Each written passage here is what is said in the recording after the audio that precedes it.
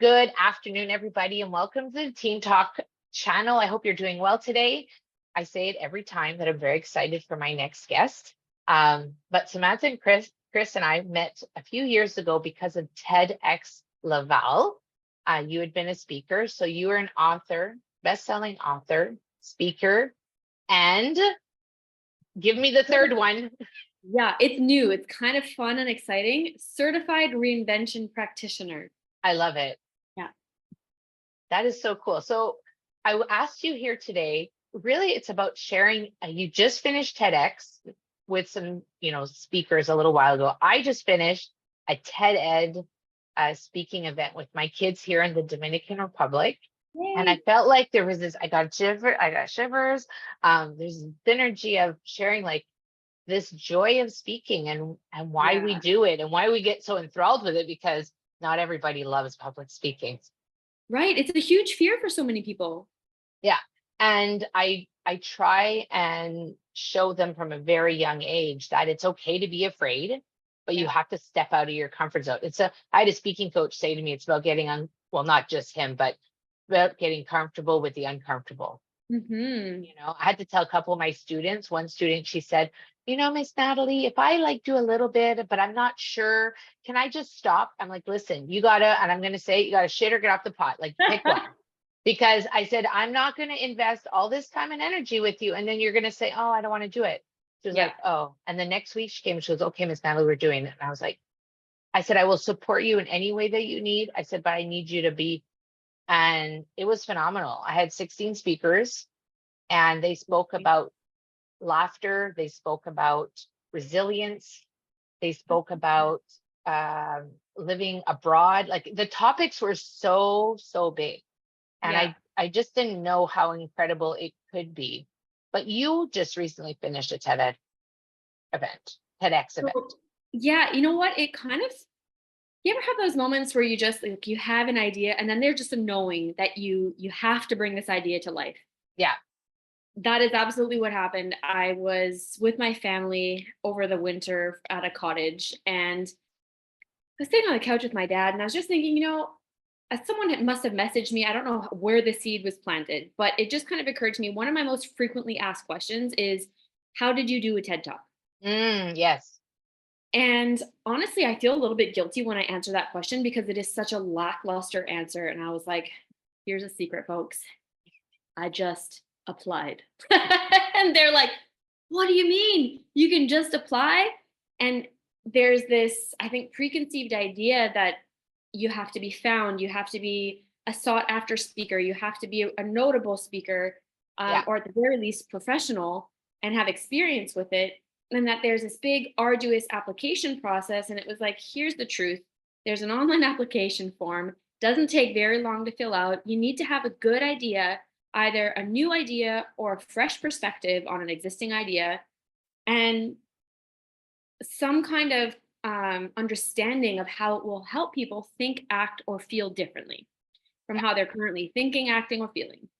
And given this is a question that I get so often, I thought, you know what? As much as I love answering this question, why not create a container where I can answer this and so much more for people who are looking to bring their message, not just to the TEDx stage, but to stages, in general, and leverage their voice to amplify their impact, to connect with others. So it was just this, it was an idea that I couldn't sleep. I was so excited about it. I went to Yeah. bed excited. I woke up excited. And one of those things where it's just like the curriculum kind of built itself. I have the experience and understand the TEDx platform, and really added basically what I have learned, but also what I wish I knew, because my talk that I did is about 8 years old now.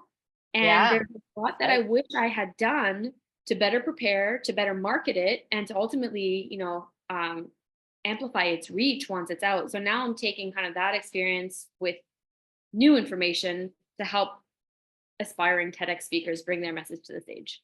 I love it. And you know that my husband and I both applied to be TEDx speakers and I was not chosen. Yet, not Yet. yet. I wasn't chosen yet, but he was chosen. I thought, really? But it led to something else. It led to actually me coaching that following year. But then Mm. the the pandemic happened, so it all sort of crumbled. Oh, But it was a great experience to support speakers. yeah. And I think that that little bit of experience helped me see the potential of giving a stage to these students who had these incredible ideas and didn't know how to make it happen. And Yeah. before we started recording, we chatted about the importance of this life skill, because at the end of the day, I don't think that we're prepared enough for how much speaking we really do, Yeah. and how much, and there's so many areas of communication that we can touch on. But that overall idea of getting your ideas, sharing them, communicating is kind of lost. And it's not to be to, like, I hate criticizing the school systems, but I know that teachers are overwhelmed. And when I show up, they're all like, she's going to tell them what to do. And you said that you did, so you were not afraid of speaking in front of groups then as a student. You know what? I don't know much about astrology, but apparently I'm a very stereotypical Leo and I like the spotlight. So ever since I was this big, I was the one putting on talent shows and, Yeah. any kind of performance in my basement, on stage or otherwise. So I did some public speaking competitions as a kid, Yeah. and not something that I can say um, I was afraid of. Doesn't mean that I wasn't nervous. Doesn't mean, Yeah. that it came intuitively per se, but I haven't I'm fortunate enough that I don't struggle with the fear of being on stage, which I know is a big deal for a lot of people. It is. And I was that student. I had the biggest fear of going in front, even just going to see the teacher in front of the class, like, Mm, used to make me want to vomit. And it wasn't until I did a degree in early childhood education, when you're with young kids and you can be the silliest thing that you want, and they just laugh at you. They think you're so entertaining, that I seemed to lose some of that shyness. And as it went on, I just added the fun to it. And then corporate opportunities gave me more opportunities to sort of be in the limelight. And yeah. I became what they call a high I in the, what is that profile called? The dominant, I just forgot what it was called. I'm a high I, a high influencer. Like, I like to be sort of like you, managing, center of the party, getting it all organized. Yeah. And it serves me that I understand how students feel when they say, I don't want to do this, Miss Natalie, to, yeah, let's push you to the next heart. So, for anybody who's watching and wants to do, maybe not necessarily a TED talk, but needs to step into like that space of presenting, like, what do you tell your clients or the people that you worked with? Yeah. So you touched on something super important. And even though I don't and haven't, struggled from fear surrounding public speaking, what I wasn't very good at was having fun with it. Oh, yeah. And so put me on stage, I'm not afraid, but for a big part of my childhood and certainly into adulthood, I felt very compelled to kind of put on a show, put on a face. Oh. I was performing and I was articulate, I was able to give a good talk, but I wasn't necessarily relatable. I lacked Mm. perhaps a little bit of charm or charisma. I can deliver information really well, but I wasn't allowing myself to have fun with it.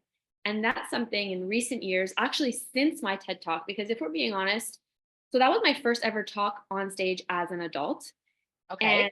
I forgot over 6 whole minutes of my talk because I was so intent on sounding smart. And this is not coming from fear. This is coming from a Hmm. facade that I was holding up, a mask I was holding up of this needs to go viral. I need to sound intelligent. I need to be perceived as this big thought leader in my space. And that pressure and my ego was getting in the way of me really connecting with my audience and bringing my full true self to the stage. So I forgot 6 full minutes, thankfully, of crap that wasn't even mine.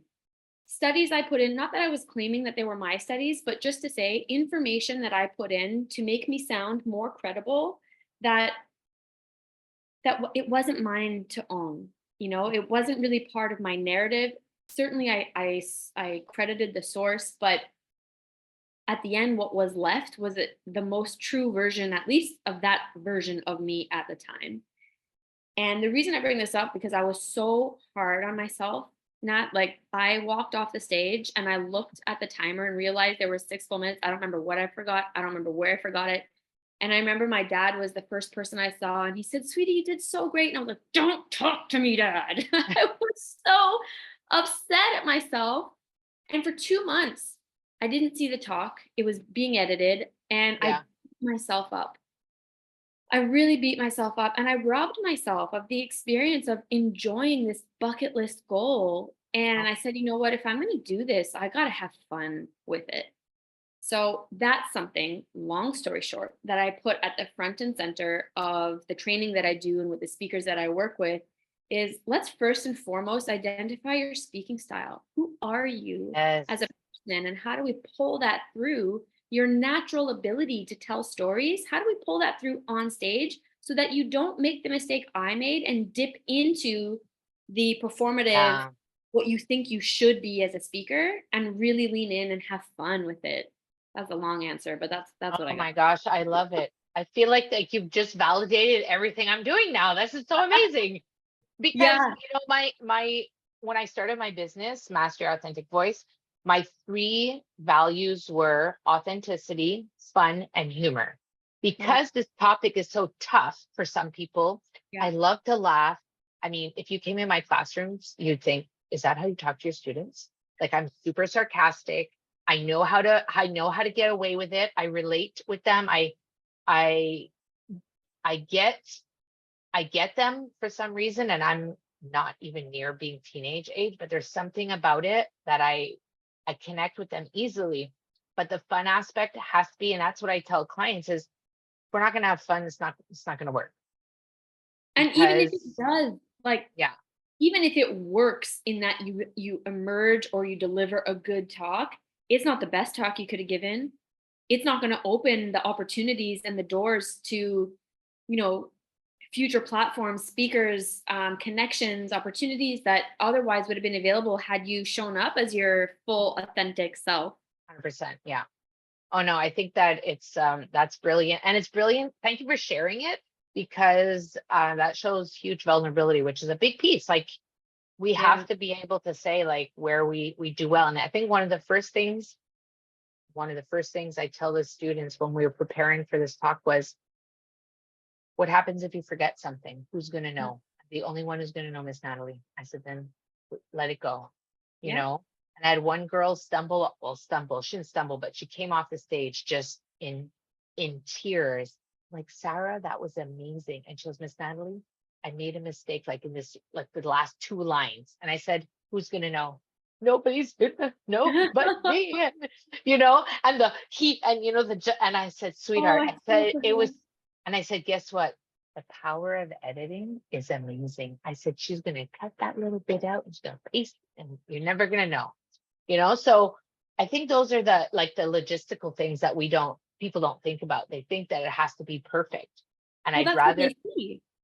They yes, see a flawlessly edited version, yeah, so I don't blame them, but you're absolutely right. And that was actually so helpful in preparing for the talk. And it takes a lot of weight off the shoulders of the people who I train now, is your only concern is bringing your full self to the stage, and trust in your crew to bring, to package that in a way that best reflects whatever you're able to leave with your that's an audience. amazing message. I love that. I'm going to make sure my kids watch this.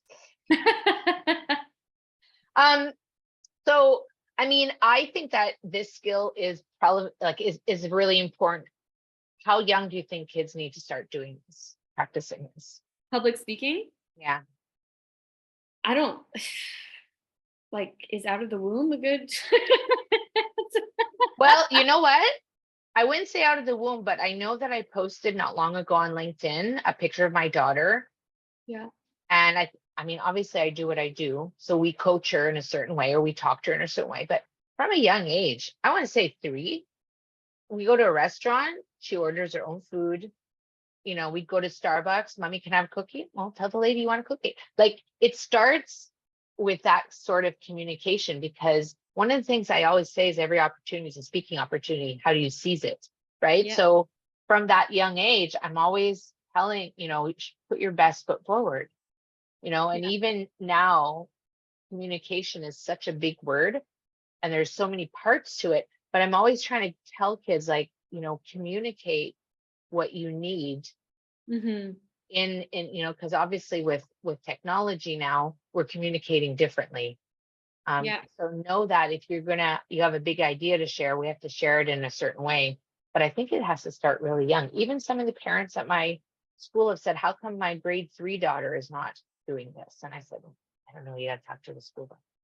So, I mean, I kind of joke, like it's never too early, but I really think that public speaking as a skill or as a strength is almost symptomatic of some of the groundwork that you're talking about, right? And like this is Hmm. why I think it's important to start so young, not because you're necessarily priming kids to take the stage No, necessarily, but no. like you're ordering being confident. But what I think public speaking, again, is kind of the outcome, but what is necessary for that is self-awareness, is awareness of others, is an understanding of what you're feeling and being able to articulate that. Yeah, These are all things that allow you to be a good speaker, but that are so helpful, that will be so required in every area of life, in school, in the playground, in your first job. Um, yeah, Navigating conflict with family members or with your partner. I mean, these are skills that the sooner you can start practicing and kind of transferring to kids, I think the better off they'll be. And if an opportunity comes up, like you said, for them to seize that requires them to be in front of the room on stage, yeah. pitching, maybe they know they're an entrepreneur and they're looking to pitch their business, or they've got an idea that they want to, bring to a committee or something at school. Um, it would be such a shame for a lack of confidence to be the only thing that stands in the way between Yeah, them and making this happen. absolutely. Absolutely.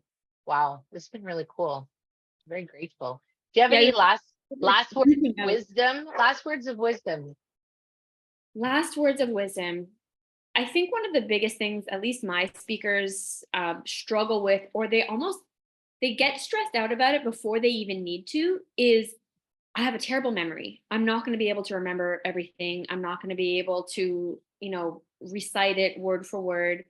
And one of the things I really emphasize, and it kind of goes back to having fun, but which is really important, is this natural storytelling ability that we all have, that we can all practice in the micro moments of life, at the grocery store, at the movie theater, whatever it is, when we're talking about a movie that we've seen, a book that we've enjoyed, a meal that was just, unforgettable. Practice storytelling in those moments in a way that really immerses people in a memory or an experience that you have. And when you're able to get on stage and speak from that place of lived experience, it's okay if you fumble. It's okay if you forget your word. It's okay if you actually jump a whole section forward, because you've lived this story. You've Yeah. told the story. It's yours to tell. And like you said earlier, who will know? As long as you're telling it authentically, as long as you're not misleading your audience, it doesn't matter if you jump back and forth. And then the pressure of remembering the talk is alleviated. And it then becomes less about how do I bring it to them word for word, rather than how do I create Yeah. an experience, a journey to bring them along for the ride that will be memorable, that they'll want to take, they'll want to see part of themselves in my story. That's the real goal. One of the things I tell my speakers all the time is we can listen to an audiobook or a Yeah. podcast, right? We're not looking to just hear the words fall out nicely. We're looking to connect. We're looking to Yeah. feel something. If you were angry, I want to feel angered. If you were excited in part of your story, I want to feel your excitement. And that can only come when you're willing to go off script and get into your body, how it felt in that moment, and then giving your audience the opportunity to experience that with you. It's not just about telling them, it's about showing them, right? Yeah. The, And the reliving it. story and reliving, because I mean, correct me if I'm wrong, when a TED Ed event or, a TEDx event, they are choosing a topic. Like they Yeah. have chosen the topic. So this is what I tell my students is you've picked this topic. It's because you know the topic, you love the topic, you could talk about it all day, every day. If I met you on the sidewalk and I said, hey, how was your weekend? You would tell me all about it in a heartbeat. Right. So it's sort of that analogy, then, paralleling a little bit what you say. So do you have a new TED event coming up? So I'm not hosting a TED event per se, like for speakers, but Yeah. I am hosting the summer cohort. So I launched this in the winter after that, cottage getaway with my family. The first one was in winter. We're wrapping up our spring cohort. Actually, this Friday is our last session, and doors for enrollment open for summer next week. So I will be launching soon. And it's so cool. We've got a blend of aspiring speakers, experienced speakers, paid speakers, people who are already getting, booked for their gigs, who are just looking to Yeah. further refine their craft and who still aspire to the TEDx platform, because it is it's unlike anything else out It there. is. It's exceptional. So I would love to share that information. So we'll drop it in the description. Later on, you can send that over to me. I would love to come visit this summer when I'm in Montreal. Oh, please do. Yeah, July we'll be visiting the family and the friends, so Oh, we'll have perfect. that. Yeah, I would love to just see and be. And I've actually been asked down here in the DR to put some kind of speaker event together. So The seed has been planted. It's just a matter of time. yeah, so I think the TED Ed event inspired many adults here who have big ideas and things they want to Yeah. share. And I said, okay, well, let me go to Montreal and put it all together, and I might have to pick your brain over that, what that looks like. So Oh yeah. I mean, we'll just talk for hours. yes, and who knows, you might have to come do a guest appearance here. Oh gosh. Wouldn't that be great? It would be great. Hi, Samantha Kris, thank you so much. Thank you, Nat. It was nice to see you. I'm so blessed. I feel so grateful for this. Um, Folks, if you have any questions for Samantha, her contact information is going to be in the description. So please reach out to her. And if you are looking for support for your teams or your school, please make sure you reach out to me at info@teamtalkwithnat.com, and we can have that conversation and see how I can support you, because it doesn't have to be a scary thing. Whatever you choose to do, have an incredible day, and I'll see you soon in the next episode. Thanks, Samantha. Thank you. Bye for now, everybody.